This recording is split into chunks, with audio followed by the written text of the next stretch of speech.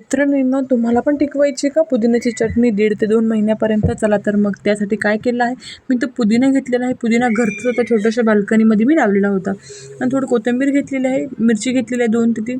कोथिंबीरचं प्रमाण पुदिन्याच्या प्रमाणापेक्षा थोडं जास्त घ्यायचं आहे.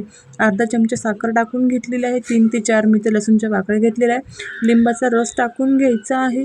1.5 चमचा मी इथे डाळ्या घेतलेल्या आहेत, फुटाण्यांच्या डाळ्या, तेही टाकून घेतल्यानंतर वरून थोडंसं अर्धा कप पाणी टाकायचं आहे आणि त्यांचं पूर्णपणे फाईन पेस्ट तयार करून घ्यायची आहे.